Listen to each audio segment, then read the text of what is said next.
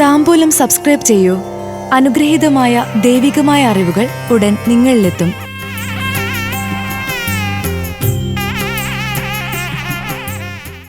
മൂലം, പൂരാടം, ഉത്രാടം നക്ഷത്രത്തിൽ ജനിച്ചവരുടെ ഇഷ്ടദൈവം.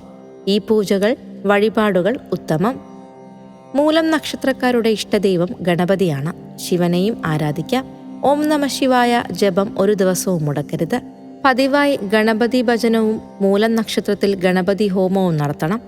വ്യാഴാഴ്ചയും മൂലം നക്ഷത്രവും ചേർന്നു വരുന്ന ദിവസങ്ങളിലും മൂലം, അശ്വതി, മകം നക്ഷത്രത്തിലും ക്ഷേത്ര ദർശനം ഒഴിവാക്കരുത്.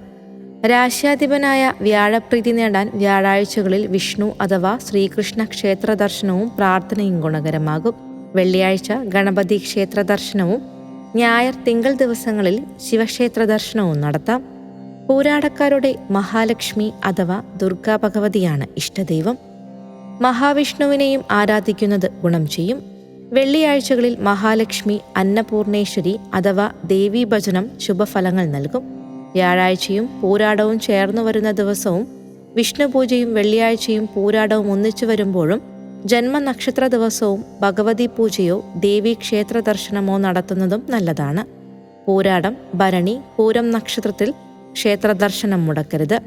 വെള്ളിയാഴ്ച ഭഗവതി ക്ഷേത്ര ദർശനവും വ്യാഴാഴ്ച വിഷ്ണു ക്ഷേത്ര ദർശനവും നല്ലത്. ഉത്രാടം നക്ഷത്രക്കാരുടെ ഇഷ്ടദൈവം ശിവനും മഹാവിഷ്ണുവും. ഞായറാഴ്ച വ്രതവും ഞായറാഴ്ചകളിൽ ശിവക്ഷേത്ര ദർശനവും ഗുണം ചെയ്യും. ഉത്രാടം, കാർത്തിക, ഉത്രം ദിവസങ്ങളിൽ ക്ഷേത്ര ദർശനം ഒഴിവാക്കരുത്. ഞായറും ഉത്രാടവും ഒന്നിച്ചു വരുമ്പോൾ ശിവഭജനം നടത്തണം. ധനുക്കൂറുകൾ മഹാവിഷ്ണുവിനെയും മകരക്കൂറുകാർ ശാസ്താവിനെയും വിശേഷാൽ പൂജിക്കണം.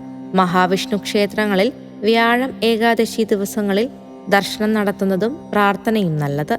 താംബൂലത്തിൽ അഭിലാഷ് പറയേരി. ഭക്തിയാണ് ശക്തി. താംബൂലം സബ്സ്ക്രൈബ് ചെയ്തില്ലേ? അറിവുകളാണ് മുന്നോട്ട് നയിക്കുന്നത്. ബെൽ ബട്ടൺ അമർത്തു. എല്ലാം ആദ്യം അറിയാം. ഭക്തി നിറഞ്ഞ മനസ്സിന് ശക്തി കൂട്ടാൻ താംബൂലം സബ്സ്ക്രൈബ് ചെയ്യൂ.